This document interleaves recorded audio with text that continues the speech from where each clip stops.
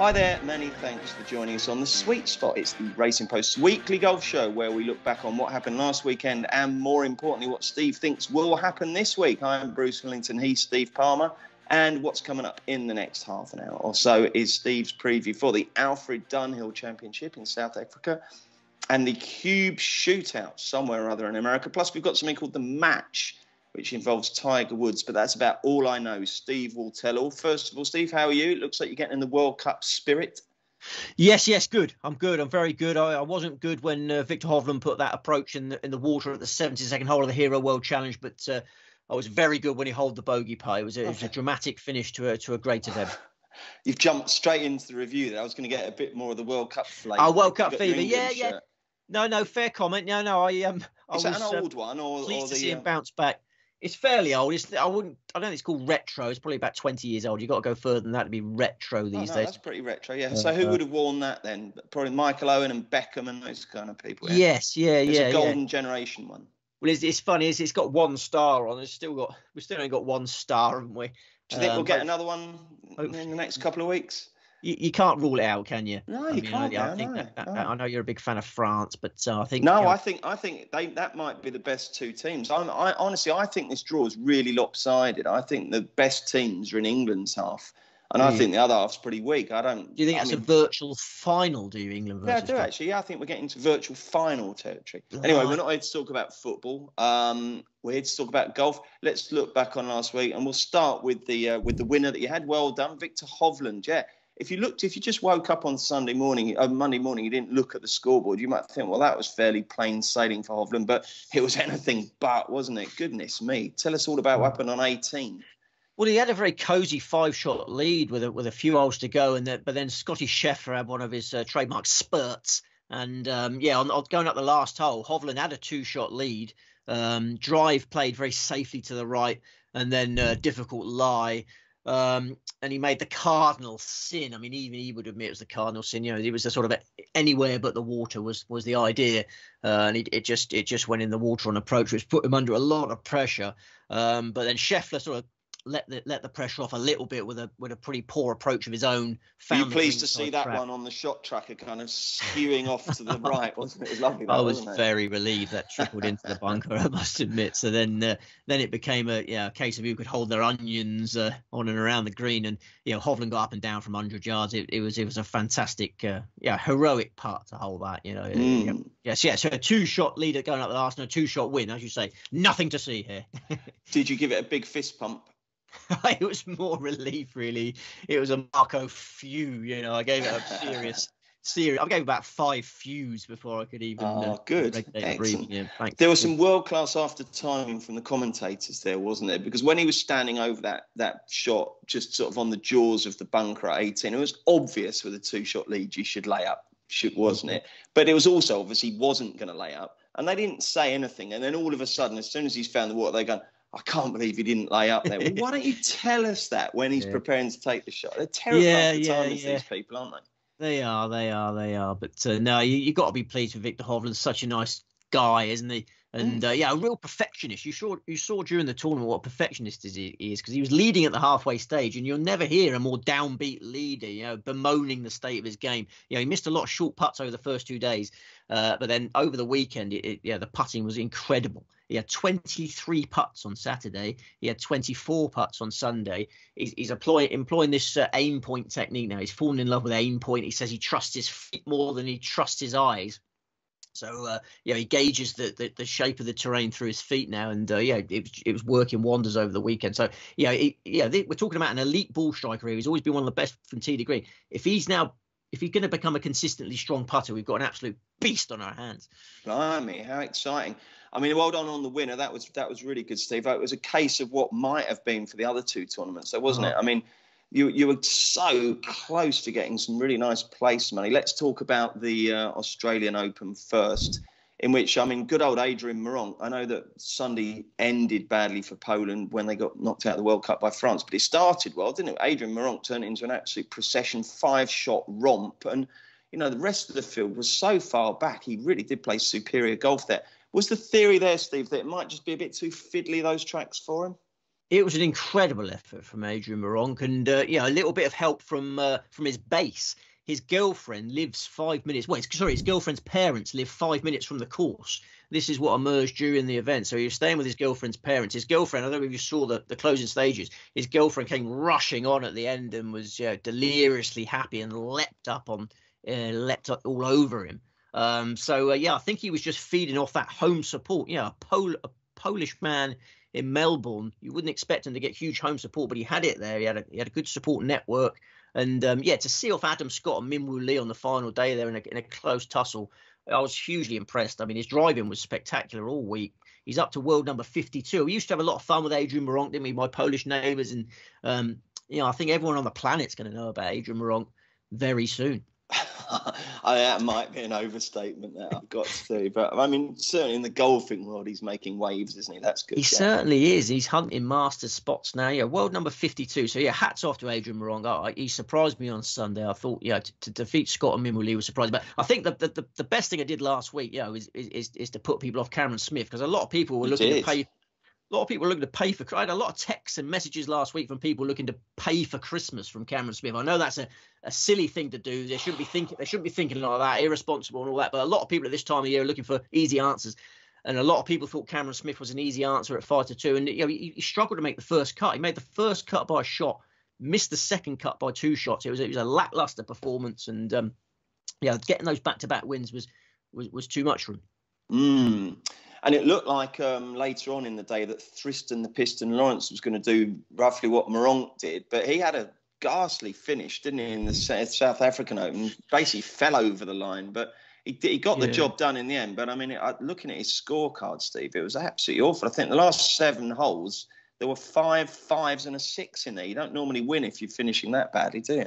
No. He was lucky that it was just a pair of them that were detached, and Clement Sordet had a similarly up and down round. So I mean, I felt a little bit better about things when Lawrence did that, because I got too wrapped up in his schedule pre-tournament, because he played Nedbank Challenge, DP World Tour Championship, Joburg Open, South African Open. It was a really, really hectic schedule, and that's what put me off him. And I suppose it did catch up with him a little bit on that back nine on Sunday. But I should have put more stock in his course comfort, because he played in that Blair Atoll Championship we were banging on about that took place last year, and he closed with a 64 in that to set the official course record. And then he opened with a 64 last week in this. So clearly loves that course, and I was beating myself up a little bit about missing Tristan. But the 2 big guns I did go with, they did have excuses in the end. Dean Burmister's son, it was revealed on commentary that Dean Burmister's son got ill at the start of the week. He was really worried about his son, and the Burmister family weren't getting much sleep. So Burmister's poor start can be excused. And then Charles Schwartzel, we'll come on to him in the Alfred Dunhill preview. He revealed he was sick for the early round. So, I gave myself... He had a real slump, didn't he? He went backwards at one point. He did on the Friday, yeah. So I'm not beating myself up too. It's not a full-blown battering. It's just a small beating. Don't beat yourself up, Steve. You did well on the tips, didn't you? Because they all finished in the top 20. I've got this new tactic, haven't I, of doing top 20 doubles.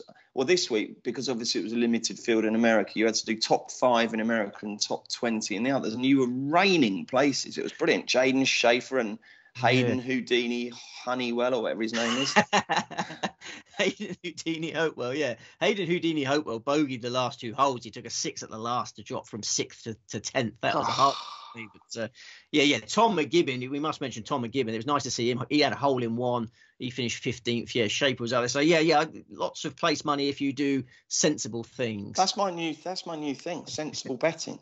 It's brilliant. It really was. I mean, I was amazed. When you do multiples, they always seem to sort of come up with more than you mentally calculate. And it was a nice bonus, that, I must say. So thank you very much for that. Well done. You were unlucky, though, because anyone who did the sort of conventional each-way doubles, they were just seeing people just finishing just outside the places, weren't they? It's always the way, isn't it? Yeah. 9th place is starting to do my head in a little bit. But there it is. Now, we mustn't complain after a winner, and we're going to go finish the year strong now. I'm confident. Good, excellent. I think this is the penultimate show of the year, isn't it? Yeah. A little bit of action next week, but we've got 3 things to look ahead to this week. Should we look ahead now, or is there anything else you want? No, let's look ahead. Yeah. 3 tournaments looked back on. Is that circumstantial? And then 3 tournaments to look up on. Okay, I'm not sure the third one's quite a tournament, but an event of sorts. Let's start off then with the Alfred Dunhill Championship, which takes place at one of our favourite courses, Leopard Creek. Beautiful Leopard Creek. I'll spin through the prices. Christian Bediesenhout, 9-1. Louis Oosthuizen, 12. Dean Burmester, 16. Charles Schwartzel, 14. God, they don't always put them in order, I suppose, when they have a price change. Anyway, Thriston the Piston Lawrence is 18. Brandon Grace is 18. And then there's a big gap to Antoine Rosner at 30. It's the usual suspects who've been performing on the DP World Tour in recent weeks, plus a smattering of high-quality South Africans. So tell us more about lovely Leopard Creek, Steve. Yes, 7,249 yards, par 72, 4 par 5s. We've got 156 runners going to post. Gary Player design. Hosted the South African Tour Championship from 2001 to 2004. And then in December 2004, it became the Alfred Dunhill venue. It staged it every year, apart from 2017 when they were doing some course renovations, and 2021 when we had some COVID-19 travel issues. So, the course changes toughened it up a bit firmer and faster than it used to be. But we've got some storms in the forecast this week, which may slow things down a little bit. Blimey. Would you have actual leopards on the periphery of the fairways, do you think? Well, they always bang on about the big 5, don't they? Which is elephants, hippos, rhinos, and 2 others. Giraffes, of course, they're quite big, aren't they? So is a leopard big enough to qualify? No, it wouldn't be, would it? A lion's bigger than a leopard. 5, is it? No. I mean, there must be leopards at Leopard Creek, yes. You'd hope so, wouldn't you? There were crocodiles at Crocodile River last week in the excellent. Blair Atoll, yeah. And chameleons at El Chameleon, do you think? Yeah. There's always clues in the name, didn't there? Certainly is. Right then, how many selections? We got 5 in this. And we got 1 in the other, each of the other ones. So a 5-1-1 formation. Okay, fine. Fire away then with your headliner. I think I know who it's going to be. I don't think you do. Oh, okay. Because you said we're going to come. Yeah. No, he's there. Yeah, we got 2 from the bottom, and then we got some big prices at the end. We've got 1 that I'm going for the biggest price winner I've ever had. But we'll start with the short ones. And it's the one of my favourite players, as you know, Christian Bediesenhout, who is 10-1. I love the fact I can get double figures about Christian Bediesenhout. We talked last week, didn't we, about we skipped the South African Open. I think that was difficult. Sorry, I'm cheating. I've whizzed down to the bottom of the market to see if I can guess who your biggest price one. I mustn't do that because I'm not going to guess. It's like Rumpelstiltskin, isn't it? You just won't guess it, will you? I really don't think you're going to guess that one. Okay, let's get back to Bediesenhout. Do you remember our chat? I always test your memory. You must remember our chat last week about him skipping the South African Open. Yeah, because you thought it was too long. Yeah, I'm sure that was the reason that he skipped it, because I don't think he liked the look of the track.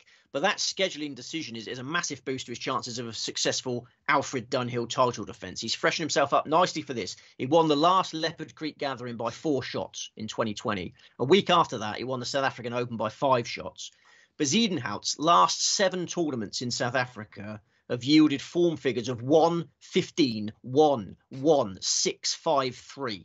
Goodness me, indeed. He won the Dimension Data Pro-Am on the Sunshine Tour in 2020 to start that run. He was 5th in the Nedbank in the middle of last month. He was 3rd in the Joburg Open the week before last. He's such a quality operator these days. It's just difficult to see him out of the frame, isn't it? You try and think about Bediesenhout being out of the frame now. I don't think you'll manage it.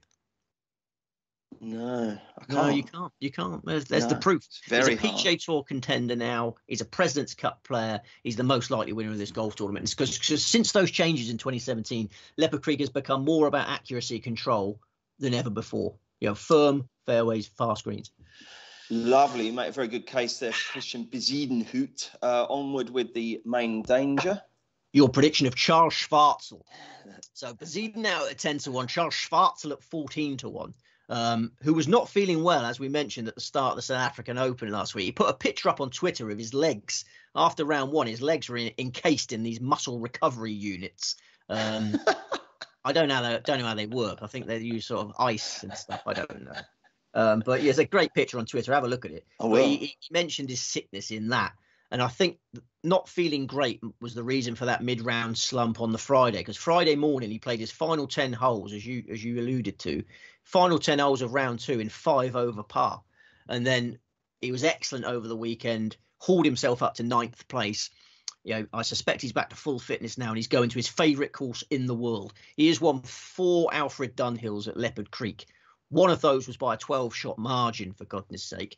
2 of those were by a 4-shot margin. his full Leopard Creek form figures. Put the kettle on, make a cup of tea. He's had 16 starts at Leopard Creek. I just want to give you all of them just to give you a full flavour.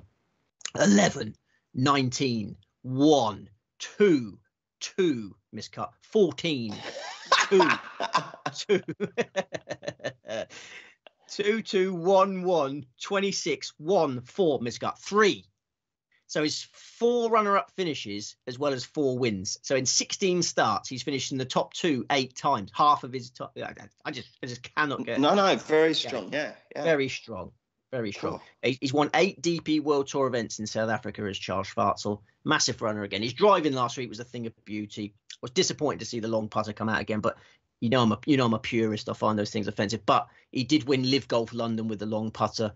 Most of his Live Golf campaign was with the long putt, to be fair. So I think, he can be efficient with it. So, I think Bezuidenhout and Schwartzel will dominate this event. I think it's sensible to back both. I might do a dual forecast on the turn. Yeah. What price is that? You bloody well should. Be a fair price, wouldn't it? It would be a fair price. Okay, tell us the third selection while I'm researching the dual forecast price. Okay, yeah. Those prices might trickle out as the week goes by, but if you find one, fantastic. The third tip is Jaden Shaper at 40 to 1. I don't know whether I've ever mentioned this fella. No, Jaden who? Shaper. His middle name's Trey. This is a long love affair. I'm not prepared to give up on yet. We're back in Shaper. 90 to 1. 90 to 1, the dual forecast. 90 to 1. That is glorious. Like that? I do like that a lot. You'd advocate that, would you? I would advocate that. The man who could scupper that is Jaden Trey Shaper, who are backing for a 3rd consecutive week. He's been a fast finisher the last two events. Joburg Open, South African Open. He was 18th in the Joburg Open. He was 9th last week. If he could just get out the traps a little faster, I expect a title tilt. And history suggests he will get quickly among the birdies at Leopard Creek. The 2020 Alfred Dunhill, he opened with rounds of 69, 67, 67. Set up a golden winning chance. Then came that Sunday 75 we talked about the other day. It still keeps me up at night. Shaper finished 2nd in that Dunhill. Really great effort. He was 6th in the South African Open at the start of that year as well. I think Shaper is good enough to use one of these co-sanctioned events to make the leap from Sunshine Tour to DP World Tour. He was a magnificent amateur. He's only 21 years of age now. His career is going to take off at some point. It could be this week. Does it really keep you awake at night? Do you lie there tossing and turning and your wife says, what's up? Why can't you sleep? It's, that's 75 from Jaden Shaper. Yeah, Jaden. Yeah, she thinks I'm having an affair with someone. Jade. Yeah, Jaden. I mean, you don't forget ones like that when you think you're going to have a big prize winner and Sunday 75. Yeah, I haven't forgotten that one. I hopefully one day I will forget that. I don't even on my deathbed thinking about Jaden. No, I think you should try and put it behind you now, Steve. Right, we've got 2 more selections. Who's the first of them? The first of them is 160 to 1 Casey Jarvis, who broke my heart in the Joburg Open the other day. Had a 3-shot lead at one stage in round 3, ended up in 9th place. That a lot of the tips are at the moment. That was his first taste of contending in a DP World Tour event. He's only 19. It was understandable that he might find it a bit difficult. Last week, I think we saw the effects of that. The emotional, the energy drain. He missed the cut in the South African Open last week. I think he's going to bounce back to form this week. This is the most promising youngster in South Africa. He's won everything there is to win in the South African amateur game. And that includes the African Amateur Championship, which is staged at Leopard Creek. Jarvis set the new record for that event with a 15 under par total this March. He won by 4 shots. He won by 4 shots at Leopard Creek this March in the African Amateur. Turned pro in August. He's got to be worth taking a chance on returning there a few months later. Brilliant. And now the moment I've been waiting for, your biggest ever price tip. I think no, it's not the biggest price ever tip, but if it wins, it'd be the biggest prize winner we've ever had. Oh, okay, and that, right then. My friend, is someone that I don't think you ever would have got to. It's Albert Venter. No, I wouldn't have got Albert Venter has got a chance this week. I can assure you, he's a general 400 to 1 as we speak at 10 a.m. on Tuesday morning. Venter was last seen. If you watched the South African Open last week, you would have seen Albert Venter spraying champagne over Tristan Lawrence on the 18th green. They're best friends. Venter and Lawrence grew up playing alongside each other. They're both the same age, both 26. Venter will take inspiration from what Lawrence did last week, but not just that. The way Lawrence has gone from Sunshine Tour anonymity to 3-time DP World Tour champion in the space of a year. It's happened so quickly for Tristan Lawrence. Why can't that happen to Albert Venter? Can you answer me that? No, I can't. Maybe because he's not good enough. Well, we shall see. Albert Venter, in the last couple of years, has been finding his feet on the Sunshine Tour. He's become a really tidy performer in his homeland. He started making an impact last year, and this year he's won twice on the Sunshine Tour, the Zim Open at the end of May, and then a 6-shot victory in the Sunbet Challenge at the end of August. So things are happening now for Albert Venter. He played well for 3 rounds last week in the South African Open, poor Sunday. But the foundation of this cake, not the icing on the cake, the foundation of this cake, I'm building this cake upside down, dangling from the ceiling on for this one, is that when he was a 19-year-old, he won the aforementioned African Amateur Championship. He won it. He destroyed the field by 5 shots. He said he loved Leopard Creek. He's returning to Leopard Creek this week with a sneaky little chance at 400 to 1. I think anything 3 figures is worth taking a dabble on. Interesting. Excellent. Let's just quickly nip back up to the top of the market. Oosthuizen, Burmester, Lawrence and Grace. There's a sort of big 6 this week. You've tipped 2 of them. Who's the best and worst of the other members of that sextet? Well, Louis Oosthuizen had an arm injury at Live Golf Miami. I watched all of Live Golf Miami and thoroughly enjoyed it. His left arm was hurting him that week. He said he couldn't follow through with the driver without having lots of pain. That was on October 30th. It's a while ago, isn't it? It was a while ago, but he hasn't played since October 30th. So he had it strapped up around the elbow. I don't know how bad the injury was, but it was uncomfortable for him that week, and he hasn't played since October 30th. So, too much rust in the system for me to be interested in Oosthuizen. Burmester's got a terrible course record at Leopard Creek, missed some tiddlers last week. Brandon Grace only lasted 29 ruddy holes last week. He's got fitness issues of his own. So I don't like any of those 3. I massively like Bezuidenhout and Schwartzel. Splendid. Should we move across to the QBE Shootout, which is the American event? There are 12 pairings in this, so it's a slightly different format. Steve will tell us all about it in a minute. But first, here are the latest prices. These are, as we always say, approximate odds. If you want to shop around, you might get bigger prices. Jason Day and Billy Horshaw are favourites at 9 to 2. And then it's 6 to 1 Tom Hoagie and Thigala. Homer and Kisner are 7. Oh, hang on a sec. I'm out of order again here. 11 to 2 English and Kuchar. 15 to 2 Connors and Lee, 6 Harmon and Straka, 9 to 1 Mitchell and Spawn, and 11 Barr. So where are we? What's the format? And you've only got 1 tip. You've already told us about that. It's the QBE Shootout. Yeah. Not the Cube. Did I call it the QBE Shootout? Yeah. Which would be a nicer name, a nice cleaner name if it had something to do with. They might pronounce. They definitely don't pronounce it that, no. I don't think so. Okay. No. The only reason I called it Cube is because I've got a friend who used to have a design company and it was called Cube, QUBE. So I'm getting mixed up with that. There we go. It's quite a nice little business, but I don't think they've done well enough to sponsor this. So QBE Shootout. Sorry. Well, this is at the Gold Course, Tiburon Golf Club, Naples, Florida. 7,382 yards, par 72, 4 par 5s. It's staged every shootout since 2001. There's no rough, generous fairways. 12 teams of 2, 3-day event. Scramble on the Friday. Greensomes on the Saturday. Better ball on the Sunday. I'm sorry, I'm going to have to do this. I didn't do a Garth Crooks dramatic pause there. What are they? What? Texas Scramble. Is it Texas Scramble? That's one of those things where, you know, when your mates have a society day and they go on about it and they go, right, I've got a society day on Friday, right? It's 9 holes, it's bacon rolls, 9 holes of Texas Scramble, lunch, and then 18 holes in the afternoon, and then dinner in it. How much? And you have to, we've talked about this before on the show, you have to sort of guess really low, don't you? And then they come in with a number like 47 quid, and you have to go, God, brilliant value that was, when you want to say like 9 quid because it sounds so awful. So what's the scramble thing? The scramble is the easiest. They start off with the easiest format because you pick your best ball after each shot. So it makes it very easy. We can disregard any loose shots. With the Greensomes on the Saturday, you both tee off and then you pick your best drive and then you have to play from there, alternate shot from there. And then Sunday, 4-ball golf, essentially, your best score on each ball count. So it's Saturday's the hardest, Friday's the easiest, Sunday's in the middle. Okay, starts mid-afternoon UK and Ireland time on Friday.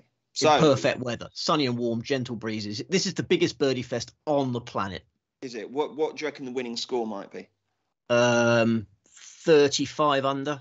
Really? Goodness me. Yeah. Okay, so you've just got the one tip, or one pair of golfers. Who are you tipping? It's the best golf bet of the week for me. There's already been an early nibble. I think 13-2 is the best we can get as we speak. That's Harris English and Matt Kuchar. I cannot believe they're not favourites. Their record in this event is amazing. You think Charles Schwartzel's record in the Alfred Dunhill is amazing. You're absolutely right. This is comparable to it. Have a listen to this. This is another one for you to just sit back, make yourself a cup of tea, do what you've got to do. 2013, Harris English and Matt Kuchar make their debut. They win the tournament, 34 under par. They set a new tournament record, 7-shot victory. 2014, they're runners-up on their title defence, beaten by a shot. 2015, runners-up, beaten by 2 shots. 2016, winners, 28 under par. 2017, 9th. The only time they've ever flopped at Tabiran was in 2017. They didn't play in 2018 and 2019. They had 2 years to reflect on that flop. Then in 2020, they came back with a vengeance that Bruce Willis would struggle to match. 37 under par, smashed their own record, 9-shot victory. And last year, they carded 31 under par to finish third, beaten by only 2 shots. They are 206 under par for their 21 rounds. Remember, this is a 3-round event. 206 under par for 21 rounds. That's an average of almost 10 under par per round. Wow. And this time, they arguably face the worst field they've ever gone up against. This tournament, I'm afraid to say, is weakening. Live Golf has had an impact on this. Greg Norman has hosted this event since 1989. He founded the event. Greg Norman's been told he's not welcome at this year's event. He's been told to stay away. Live Golfers obviously have got to stay away. Last year's winners were Jason Kokrak and Kevin Na, both livers, not in the field, not allowed to play this year. In the past, this tournament has attracted some really good players. Last year, you had Sam Burns, Mark Leishman, Will Zalatoris. Year before that, Cameron Smith, Tony Finau, Louis Oosthuizen, Wacom Neiman, Abraham Answer, Daniel Berger. Further back, Shane Lowry, Justin Thomas, Bryson DeChambeau, Patrick Reed, Dustin Ruddy Johnson. English and Kuchar have gone up against great players and beaten them. This week, there's nothing to beat. And, they're going off. I think they're a fantastic bet. English has been, we tipped English the other day for the Houston Open. He's been working his way back to form after hip surgery. He's hungry for competition. He's been looking like he's getting back to his old self. And Kuchar's had a steady year. 2nd in the Texas Open, 3rd in the Heritage, 12th in the Fortinet Championship in September. He's back inside the top 100 of the world rankings. And how old is Matt Kuchar? I thought I'd test you on this one because... I'd say he's Matt Kuchar, 42. Oh, okay. No, you've done what you do with the with the society days. Yeah, he's 44. But I think a lot of people looking at Kuchar now as if he's in the tail end of his career. He's washed up. He's only 44. He's still got a lot to offer, and I think he's going to have a lot of fun in this event. Sorry, mate. That was my best guess. I can only do my best. No. I'm impressed. You got so close. But I think these are the kings of the QBE, the kings of the cube, as we're now going to call it. And they're going to... I can't say they're going to win, but I think they're probably going to win. Okay, I must admit, any tournament where Jason Day is favourite or joint favourite, he's a peripheral figure these days, isn't he? He's not a putter anymore, is he? Jason Day's putting is not strength anymore. Him and Billy Horschel, you can imagine them just having 3 days of frustration on the greens. They don't appeal to me. I just couldn't find anyone else that remotely interested me. Is that Cameron Young with Steve Stricker? Yeah. Of course it is. Who else is it going to be? Yeah. I mean, Eric Young, the former Palace defender, is it? Kevin Kisner and Max Homer are popular, but Kisner's been in awful form. Kisner was terrible. He was tailed off last week, wasn't he? Yeah, he's in terrible nick. Homer's just recent father, isn't he? I think he's mentally down tools for the year. I don't see how he gets himself up for the cube. I saw McNeely and Thompson are 40-1 outsiders. I mean, it's such a weak field. Could you have a little dart at that, maybe? Sexy Lexi. Yeah. It's not Davis Thompson. No, it's a mixed event. So I'd have a dart if it was Davis Thompson and Maverick. Oh, sorry. Okay. Yeah. No, we got a mixed event here. So I can't find anyway. I suppose if you put a gun to my head, I know you don't like that expression. No, don't. No, we don't say that. No, I didn't say that. Sahith Theegala and Tom Hoagie. Okay, fair enough. But you're very confident you're just going to go with one tip. Yeah. I think they're an outstanding bet. Brilliant. Okay, I love your confidence there, Steve. And before we go, we better talk about the match, which I believe takes place on Sunday. It's just called Match 7, which isn't very glamorous. I'm looking at it. It's a 1 p.m. start time on Saturday, and we've got Woods and McIlroy at 4 to 5, and Thomas and Spieth at 10 to 11. So tell us all. Is it 1 p.m. on Saturday? Is it our time? Is it? Well, that I might be wrong. I haven't looked into the details of that. Yeah, I hope it's a little bit later, so it'll be a more difficult one to tune into. But yeah, this is a 12-hole better ball contest played under floodlights at Pelican Golf Club in Florida. It won't be then, will it? That'd be too late, wouldn't it? Yeah, yeah. I think it'll be it's a sort of pay-per-view style thing that. Yeah, but playing under the floodlights. God, lost me voice. I thought you were going to break down there, Steve. Yeah. You got emotional there. Right, you have a little glug. I'm not very excited yet. How excited should I be here? Bearing in mind that England are playing France while this is taking place. These are the 4 most exciting players in golf. Floodlit golf is a sort of new thing. I'm very curious to see how that works out. They assure me that you can it still be proper golf. Yeah, Jack Reeves played floodlit golf in Dubai, and he says it's fine. He says it's fine. Yeah, I think it's just he hits it so straight though that he wouldn't even need floodlights. He'd find it. He's a very tidy player. His golf is as tidy as his hair. But I just think the only issue with the floodlit golf is just picking up the reeds on the greens. I think that might be the only issue. But this Pelican Golf Club is a second shot course.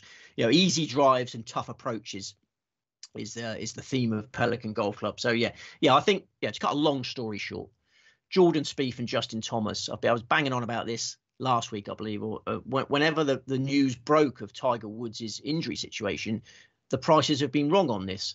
I mean, Jordan Spieth and Justin Thomas, when we were talking about it, were 11 to 10. They're still 19 to 20, even though Tiger Woods admits he can't walk at the moment. Tiger Woods is normally really positive about himself. If he's saying negative things about himself, it's almost certainly worse than the real situation. He's a notorious bluffer about how things are. He's going to be allowed to use a buggy for this.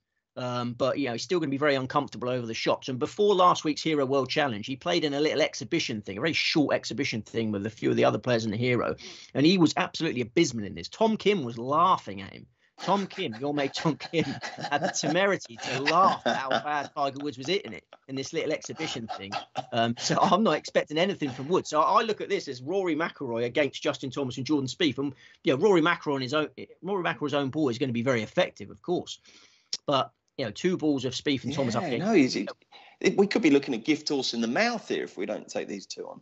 Well, I think 29 to 20 is still a massive price. I think they should be 4 to 9. I think Thomas and Spieth, bearing in mind 19 to 20, surely not 20. Sorry, 19 to 20. What did I say? 19. You said 29 to 20. All these newfangled odds, eh? 19 to 20. Yeah. 19 to 20. They should be 4 to 9. They should be 4 to 9 to beat McIlroy on his own ball. I mean, Tiger Woods. We never rule out Tiger Woods. Blah blah blah. I think you're looking at a successful partnership there. It's not just something that's been thrown together, is it? Justin Thomas and Jordan Spieth. You were watching the President's Cup in September. They won 4 points from 4 matches together. They're going to love serving it up to Tiger and Rory, I think. Will there be banter? Oh, there'll be compulsory banter. Will there? Yeah. And compulsory banter. And Thomas and Spieth are better at banter than Rory and Tiger. So I just think they're going to win the banter. I'm not sure about that. I'm not sure about that. I think I'd back the other 2 in a banter match. We'll see if they price that up. I mean, it might be something to drown our sorrows with if France knock England out of the World Cup at the same time. But anyway, that sounds interesting. I don't know the start time. I just know it's on Saturday. Okay. Under the floodlights in Florida, the Florida floodlights. Lovely. Let's reiterate this week's tips then. We'll start with the Alfred Dunhill Championship. Christian Bezuidenhout, Charles Schwartzel, Jaden Trey, Shaper, Casey Jarvis and Albert Venter. The QBE Shootout. Harris English and Matt Kuchar. And that's a pairing, by the way, obviously, because that's the nature of the event. And also in the pairs, we've got the match on match 7. Who'd you like there? Jordan Spieth and Justin Thomas. Brilliant. So lovely stuff. Okay, Steve, thank you very much indeed. And we've got our final show of 2022 next week. I think it's an event in Mauritius, isn't it? The European Tour moves to Mauritius for its final event of the year. So hopefully we'll keep up the good work from last week. Well done with Victor Hovland again. Any other excitement, Steve, in life? Well, it's just football, isn't it? It's football and then the World Darts Championship. I mean, you're ruling out Brazil as possible winners. I think that's a bold decision. I'm not ruling them out. I'm just saying I think they're way too overhyped. I mean, they've never been value. But I mean, obviously there were flashes of excellence last night against South Korea. But yeah. Well, I'm still pinning my hopes on the Brazil Michael van Gerwen double. Okay, matey. To start the year on the front foot. Splendid. Okay, well, listen, thank you very much indeed, Steve. Thank you for watching. Don't forget to drop your selections in for this week in the comments below. Give us a thumbs up if you're enjoying the show. And most of all, we'd love you to join us next Tuesday for another Sweet Spot.